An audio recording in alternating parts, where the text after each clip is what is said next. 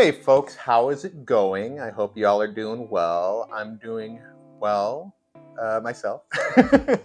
Anyway, Doctor Who just keeps on releasing this stuff. They keep rolling out new things. Today they released a trailer for a brand new Doctor Who animated reconstruction of one of the famous missing stories from the William Hartnell era. In case you're unaware, several Doctor Who stories from the William Hartnell and Patrick Troughton era, the first two Doctors in the 60s, were unfortunately lost forever to history, scrapped to make room for other recordings and so forth, because back in the day, they just, they didn't value maintaining and keeping all of these TV shows they were producing. They just, they had to burn through their reels. They couldn't store it all. There was nothing digital. So unfortunately, tragically, dozens of Doctor Who episodes from the 60s era, especially from William Hartnell's third and final season through Patrick Troughton's first two seasons, is missing. They're missing from the archives. We only have audio recordings that a lot of times fans just simply recorded the audio of the episodes they liked, and so we still have those. Fortunately, we have complete audio recordings in some form or another of every single missing Doctor Who story.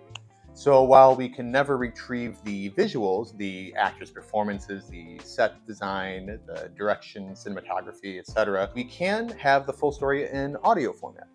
And so over the past several years, Doctor Who has been slowly but surely releasing these animated reconstructions of these missing stories, where they take the audio track and they just create a whole, cartoon out of it essentially and release it that way. And it's the closest thing you can ever get to seeing a moving pictures version of that story. I'm a huge fan of these. I think it's amazing that they're doing this. I'm just waiting the day when every single Doctor Who story has been reconstructed and every season of the classic series has been released in glorious Blu-ray. So this is always a great step forward. I'm always happy to see another animated reconstruction coming out. This time it is William Hartnell's story, The Savages, from his third and final season. This is a pretty good story. It's been a long time since I watched William Hartnell, but I recall this being a good one, so I'm excited to see how they handle it with animation. The animation has varied in quality from one story to another. Some of them come off better than others. I think that you have really great ones like The 10th Planet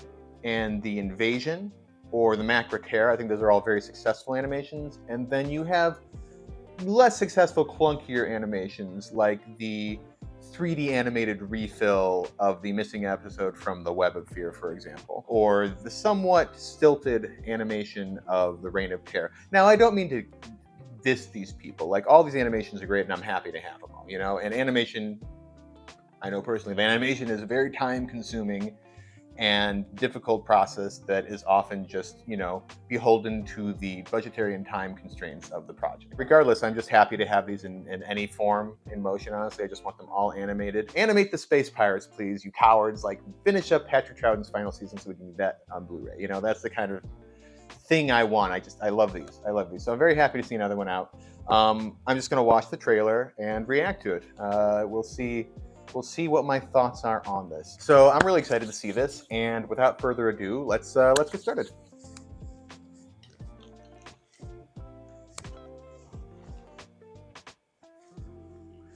All right.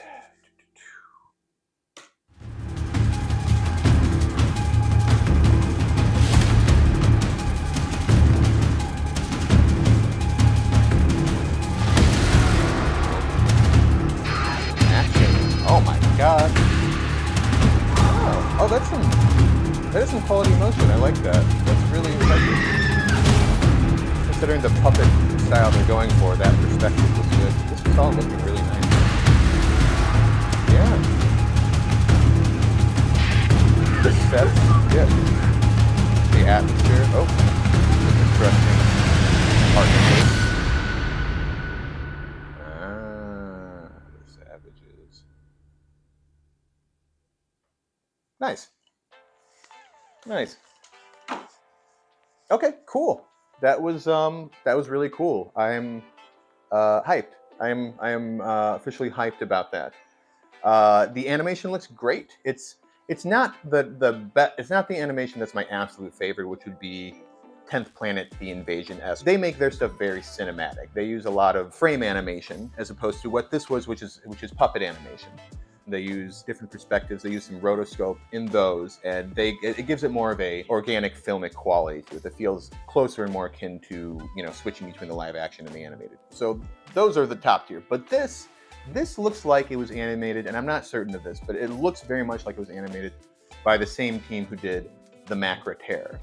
And the Macra Tear is, as I mentioned at the beginning of this, it's one of my favorites of the animated reconstructions. It uses puppet animation, which looks a little cheaper. It doesn't look as robust, as real, as believable as the traditional frame or rotoscope animation, but it is a huge time saver, and it does allow the animation team to allocate resources more to making bigger, more elaborate sets and backdrops, doing individual bits of really high quality animation here and there when it calls for a laser blast, or that shot where the man is busy and some old man is kind of like wandering towards them. That shot was really great, because a lot of the puppet tool animation, you'll often get this sort of like almost Scooby-Doo-esque kind of perspective, like flat perspective, where people are just always at a standing either head on or at a 3/4 angle, like looking up at each other, like. And it's because it's easier to like puppet the arms, because what a puppet animation is, in case you're unaware, is it's a puppet. It is what you think it is. You make one cartoon character person, one drawing, and you break them up into a torso, upper arm, lower arm, hand, fingers, maybe, upper legs, lower legs, feet, head, neck, head, etc. And then you put them on hinges, and you just, you animate them. You do like arm motions that look like this.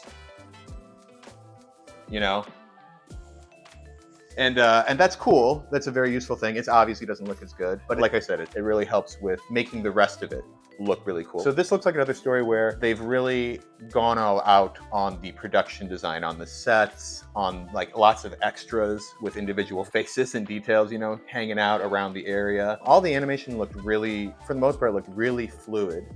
And the facial animations were nice too. There was a combination of puppet tooling and a little bit of like warping and morphing going on.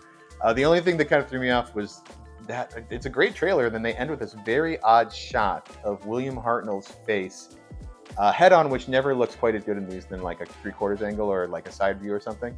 Head on with a very confounding facial expression. I don't even know what exactly is happening in that moment. I don't know if he's concerned or sad or sleepy or drugged. I don't know what's going on with him there. So that was my one critique from watching this one time, was that William Hartnell's face looked a little odd at the end.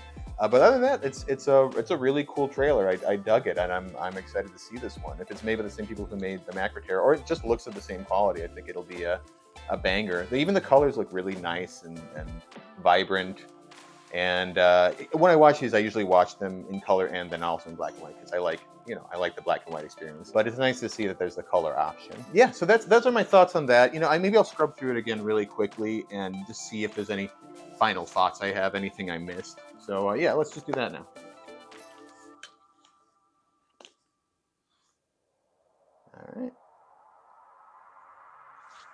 All right, people running, some spears.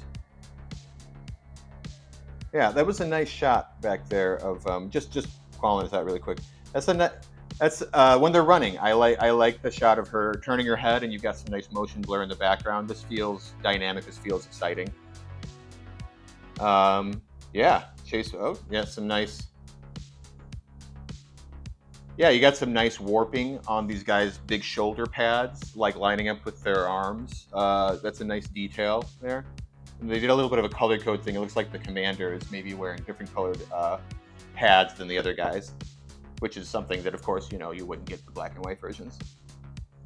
Yeah, this is some quality face. He's got a clear emotional expression on his face, and his mouth and his jaw are moving. It's not just a mouth, flapping in like a static face. You've got a appropriate amount of facial morphing and motion as well. So I dig that. Yeah, that looks. Yeah, and you got some widening of the eyes. Some total. Yeah, this is a good moment. This action here, the grabbing his arm, fighting over the gun. Oh, he shot him. It's very snappy. It's very snappy animation. I like the way this is edited. I like that. The motion of it. This is, as you can see, it's puppetry, which makes it more difficult to have really dynamic action scenes. But that was a nice, quick moment. It was well animated. Everything's. Oh, this is nice. Like just this guy's feet. They took the care to do a close-up shot of his feet, and you can see that they puppeted his front toes individually from his back toes, so you get more of that from this perspective, which is this like more head-on perspective is much more difficult because you have to deal more with 3D space, right?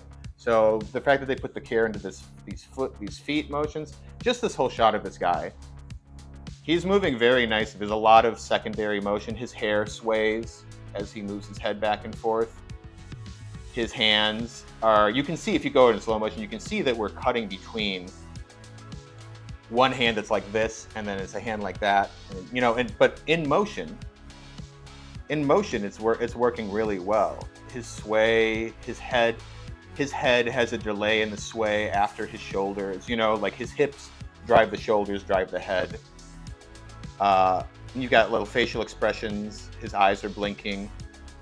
Oh, he's coming into light as he steps forward. He's coming from shadow, and you can see the light starting to hit. His hand is emerging into a light shaft, and then it's also glancing off of the right side of his face here. Yeah, and his body. Very good. This is quality puppet animation for sure.